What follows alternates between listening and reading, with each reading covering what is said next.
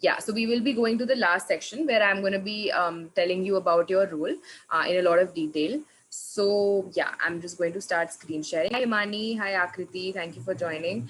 Hi Aditi, Aditi can't hear me yet, but no problem. Wait, I'm just going to go back. Awesome. Great, something's on chat. Hi Akriti.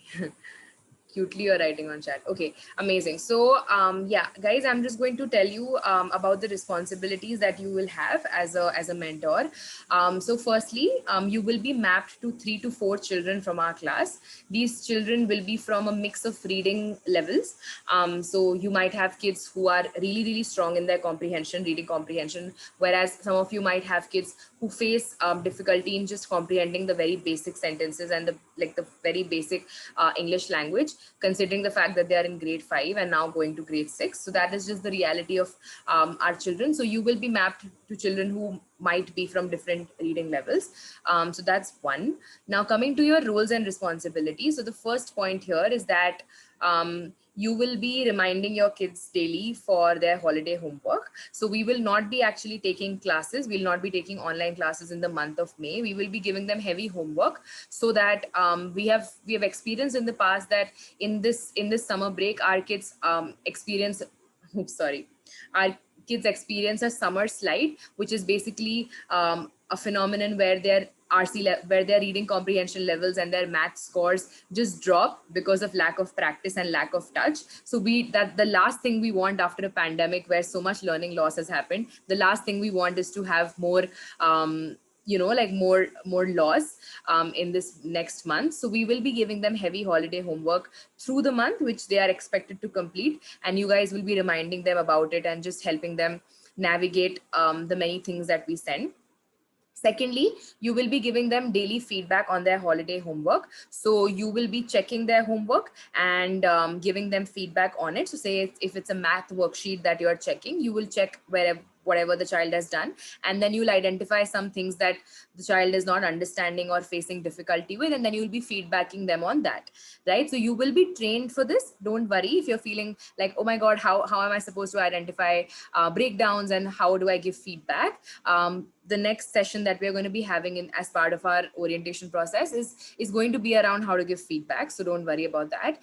Third thing is you will be holding daily remediation spaces as well with each child based on their doubts in the homework. Now, what this means is that, like I just mentioned, if the child has attempted a math worksheet on fractions and you're seeing that the child is doing a lot of mistakes in mixed fractions, random example, then you can hold a quick session where you tell them what mixed fractions really are. They've done everything that we're gonna give them in the next month is going to be concepts they already know.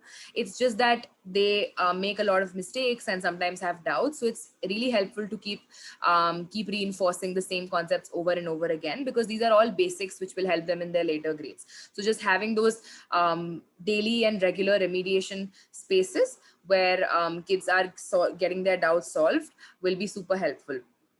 I think Aditi also can add here. Aditi, if you feel comfortable, you can either write on chat or even come off mute and share how, in your experience, you've seen your kid Anas Khan struggling with like the very basic things, and how you as a volunteer have played a very crucial role in just remediating. So if you're comfortable, you can share. Thanks for coming. Yeah, cool, Ragi, no problem. Hi, guys. So, I was a mentor for like 3 kids for the month of this March and April. And Anas Khan, so basically he did struggle with his reading. He would read extremely fast. He wouldn't pay attention to punctuations and all. So what really helped is obviously just practice. So I would like stop him in between and make him read the line again and again till he got each pronunciation perfectly. And I took some extra time with him so that he can like just understand what he's reading. Otherwise he's just like skipping through and like not understand a word of what's being read. So like yes, I believe it's really helped him. And yeah, the other kids are very smart and like they really they put in a little effort. But yeah, even Anas Khan has, and he's really improved, and even the other kids, I'm sure, even they. Thank you so much, Aditi, for sharing that. That was very, very helpful. What I heard from you is that just consistency and a lot of practice. Guys, I hope I'm audible. You all are lagging for me. Amazing. Thanks, Vedangi, for the nod. Yeah. So thanks, Aditi, for sharing that. What I heard from you is that lot of consistency, lot of patience, and just constant practice is what helped Anas Khan improve. And that is exactly what we want you guys to do. Like just making sure that the child does not lose touch even in this break is the crucial part. Then the next thing is that you are also going to be uploading your corrected homework on a Google Drive folder, which we'll be sharing with you just for our own records, and for us to see how much of the homework is being completed and how much of it is actually being tracked, etc. Again, you will be like taken through the whole process when we meet for our training, so don't worry about that as well. The next is that you will be holding a weekly reading session with your children. Now the idea behind having a reading session is just so the kids have some exposure to a story, or just exposure to the English language beyond our English classes, because our kids don't speak English at home and it's a second language. And mostly all our kids are first generation learners, so their parents actually did not go to school, or they went to school but couldn't complete their schooling. So kids do not get any access or any exposure to the English language in the community. So it's very important for us to make those spaces where they can actually learn the language. So our volunteers actually have been taking reading sessions with the children for a very long time now, and it's one thing that both volunteers and children really enjoy. So we'll continue the trend, and even in the summer break, we expect you guys to have one reading session a week where you get on a call and you read a story together. We will be giving you a resource bank full of stories, so you can go crazy and read whichever you want. Or also the children have their textbook, the Bal Bharati textbook. You can pick a story from that textbook and read as well. So it's completely up to you and the child. Then the next thing is, yes, Vedangi, go ahead. So I have to read or the kids have to read? You will read it together, so it's like a group reading session. You of course make the child read, and your role, very good question actually, your role as a volunteer in that space is that you're going to be stopping the kid after every few lines, and you'll ask them, hey, what did you understand, or which one, like what did you like in what you just read, who's your favorite character and why. So just having those conversations with them so that they actually engage with the story that they're reading, and they don't just skim. Because even Aditi just shared that Anas Khan would read very fast and would miss like the meaning, and would just finish the whole thing up as fast as he could. So that's the point, just building comprehension, and making sure that they're actually understanding what they're reading. Again, So we'll take you through the process again in the training. Yes, Rashmi, you're on. yeah, if you want like a quick flow of reading session, that would be like, you reading first, then the kids reading chance by chance, and then you would be like, stopping them when they are reading, like correcting them if they are reading something wrong, and then basically that is Yeah, how it. regarding the pronunciations, whatever they are. Yeah. And you keep asking them thinking questions. Hey, what did you understand? Why do you think this character did what they did? Do you like the character? Say why not? Just ask them deeper questions. Again, I can actually model out what the session will look like in the next space, so that you guys have clarity on how to go about it. Yeah. So that's this next thing. Then we actually will be sharing a Google form with all of you, which will be a well-being. It will be like a well-being survey, which we would like you guys to take with all of your children. The purpose over here is that we want to make sure that our children's physical, emotional, and psychological well-being is being, like the status of their well-being is being recorded. Also, we want to make sure that our children are safe from the pandemic. So this data will be helpful for us to track any symptoms that our children are showing, COVID related symptoms. And if they have any symptoms, then how may we make sure that we are getting that COVID tests done, or just helping them get hospitalization support if they need it. So things like that, we've actually added this responsibility, considering how bad the situation has gotten in the last couple of weeks. I will be showing the Google form to you all, and I'll be taking you through the questions as well. So if you have questions there, you can ask. Then we also would like for you guys to have some conversation and some some touch points with the parents of the children as well. So just updating them about the child's academic progress, how much homework did the child do in the week. You let them know once a week on call that this is what they did, this is what they're struggling with, this is what they're doing well. Just giving them an update so that they also know what's happening is also a part of your responsibility.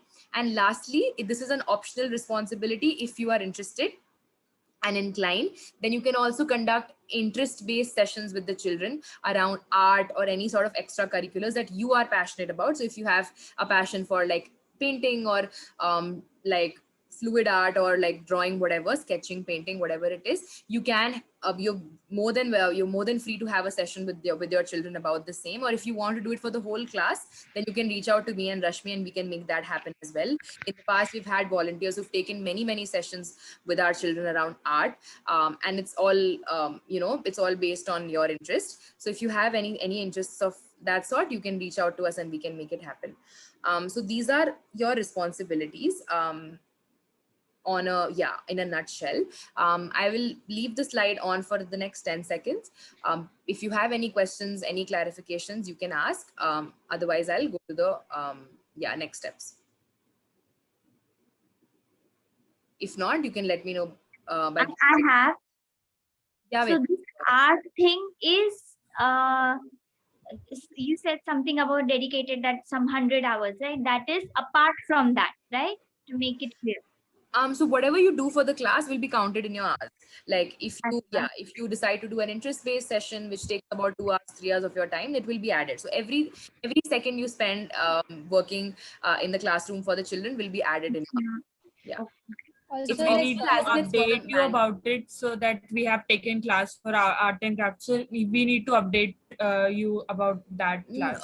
You can update us personally because we'd love to like know how the class went, but it's not being tracked on the tracker because it's not a mandatory responsibility. It's something that you are open to doing if you are interested, right? So only your mandatory, like your basic responsibilities like updating checking homework, giving feedback is what we are going to be tracking as your supervisors, but not the optional one. It's something that you can do above and beyond. yeah, and it's not just art, like it could be anything, like singing, dancing, Yeah, anything, like anything. Yeah, singing, dancing, or if the child is interested in, suppose like some particular career option, and you know a lot, you happen to know a lot about it, or you happen to know someone who can talk to the child and like just build that awareness in them, then that's also an option. Just let us know if you're making your child speak to somebody who's not you. Then just let us know that you're doing that, so that we are also aware. something like Keeping child safety in mind. Sorry. Yeah, something very simple, like if your child likes anime and you also like anime, a discussion on that, and as like a good discussion, basically, like telling what do you think this character is doing, what do you feel, like these things could also be counted, like so it's very very flexible in terms of that. So you could actually come to a common interest and see what you are engaging with in this extra time with your child. Yeah. And actually, yeah, so this will be important for you in the beginning when you're building a rapport with them, especially because you are going to be meeting them virtually, and you need to have that kind of relationship with them first before working with them. So common interests play a very crucial role there. So just try to understand what is it that the child is interested in, and try to make connections using that as your leverage. And if you have genuinely interest in that, then you can feel free to use that in your work. So I think that's it when it comes to responsibilities. If you don't have any questions, I'll actually just frame the next steps. I just had one. So what Yes, would be the Vaidehi. preferred medium of instruction when interacting with the child? Good question. It will be English. Like we are an English medium school, and we encourage speaking in English as much as possible. But sometimes when you are giving feedback, it can be it's very very helpful to also slip in a little bit of Hindi, because most of our kids struggle a lot with the English language. So I would say English would be the best way forward. Like try to speak as much English as possible, but keep sandwiching Hindi in between, right? Because that's what even I do in my English classes. Like I keep talking in English, but I keep sandwiching the Hindi. In order to ensure that they understand everything. Yeah, correct. Right. But at the same time, we are also pushing them, right? So that they do make an attempt to understand English as well. So we are doing what will help them the most. At the same time, we are pushing them to a higher bar of excellence. Yeah. Right. Thanks. No worries. Great. So I'm going to just frame the next steps now. Then I'll show you the well-being Google form that I spoke about. So next steps, my animations are all messed up. So let it be. Yeah, so on Sunday, like which is tomorrow, we will like right after the session, you will receive the child protection policy from us. Along with that, you will receive a quiz, which you will have to take after reading the policy. Feel free to take the quiz as many times as you'd like, as long as you are scoring a decent amount of like a decent percentage. That's, I mean, that's the formality. Like you need to score at least 90% on the quiz. So feel free to take it as many times as you as you seem fit. Yeah, and what is most important is that we will be sharing a transition document with you, which is an Excel sheet, which has context on each child from the class. So we will be giving you time, like the full weekend, for you to actually read the transition document and understand the context of the children you are mapped to. So every volunteer is mapped to 2 to 3 children, right? So just read the context of the children, the work that the previous volunteer did with the child, what worked, what didn't work, how invested or motivated are the parents, etc. And then just fill out a reflection form, which we'll share with you along with all the other documents. This is again just a space for you to synthesize and make sense of all the information that you will be absorbing. So it's just a space for you to reflect. Yeah, so this is going to be your first like task. Then on Monday we'll be meeting again on a synchronous Zoom call for a training space, where we will be taking you through how to give feedback, how to update the tracker, how to take reading sessions, just everything in general. It's going to be it's going to be a 2-hour call, because we'll be teaching you both math and English feedback. So there is a time option here. So you can write on chat if you prefer time option 1 or 2. Time option 1 is 2 to 4. Time option 2 is 3 to 5. This is on Monday. You can write on the chat box, or if you feel like you need some time to think and get back to us later on, then you can also drop a text on the WhatsApp group. Okay, I'm seeing some responses. Time option 2, 2, 1, 1. So 3 votes for 1 so far, 2 for 1, 2 for 2. Okay. Yes, Vedangi. So I have a working Monday. So I will be, I'll see if I can, attend your also, because it depends that I might have sometimes call or might not. So can I do that parallelly? That's okay, and we will also record. So if you're passive, like if you're being a passive part of the space, we'll also record it, so you can catch up on the parts you missed later on as well. That's okay. Thanks for letting us know. So you're okay with any time, right? Like, or you have a preference? I'll let you know. Okay, cool. Gargi, would the old volunteers also have to attend it? I think, good question. I was actually thinking about this earlier. I think, yeah, it will be helpful, because the roles are looking a little different for this month. So yeah, it will be helpful if you guys can also be there for the space. Okay, so option 1. I think I'm seeing more option 1s, Rashmi. Yeah, I mean, like, let's do this in the group also. We'll share it on the group, and we'll let you know in the group. Yeah, we can close on the group, so you guys can put down your responses, and we can let you know the timing on the group, right? But I think right now the majority is with option 1, so we but the old volunteers haven't responded yet, so I'll wait for everyone to share. So that is that. Then on Wednesday we will have we will be sharing the contact numbers and all of that of your children with you all, so you can start reaching out to your kids via call, start talking to them, get to know them, get to know their parents by Wednesday. And there will be another training space on Wednesday. This will be a learning circle where we will sort of help you understand how to talk to kids better, how to have conversations so that your children listen, and how to listen when they are sharing. So just a learning circle around that. This space, actually, the old volunteers, you guys don't have to attend, because you guys have done this already last in your orientation, like in your onboarding. So this is not for the old volunteers, the Wednesday one. Wednesday is only for new volunteers. Again, you can put down your time preferences now, but it's going to be a little confusing. Let's close on this so yeah, we can close. Yeah, anyway, it's all 2:30, so we'll just wrap up in the next 2 to 3 minutes. yeah, so we will close on this, guys, on the group only because it's getting late.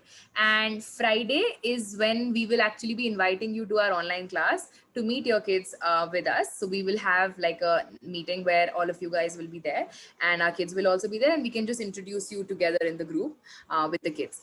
Yeah, so this is what the next steps, this is what the schedule for the coming week looks like. You have 2 trainings, Monday, Wednesday. Time option will close on the group. Friday, you're meeting your kids in the class, and Sunday, which is tomorrow, you're taking just to read the documents and synthesize and get back if you have questions. Yeah, so this is it. Vedangi, I see your hand raised. Give me 1 minute, okay? So this is it for now, guys. I will now stop sharing. Actually, the well-being form I'll just show you after taking Vedangi's question. So it's like we'll be kids will be divided amongst all 22. Is it? Yes, and we will be telling you your students, like which students you are allocated to on the WhatsApp group. So we'll be sharing a list. Right now I'm not sharing because there have been some changes. So I will we will be letting you know on the WhatsApp only, right? I'm on the WhatsApp group only, I mean. I'll just show you the Google form in 1 minute, the Google form which we have made for the well-being survey.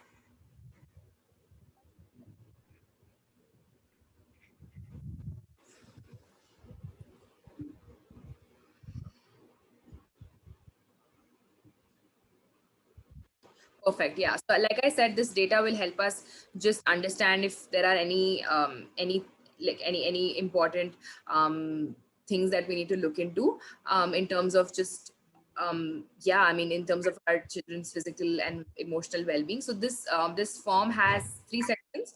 The first, yes, Vedangi. Can you please magnify it? It's because since I'm on this phone, I'm not able to. Sure.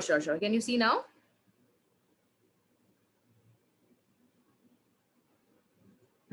Thank you. Great. So this form is divided into 3 sections. The first section is just your name and your student's name.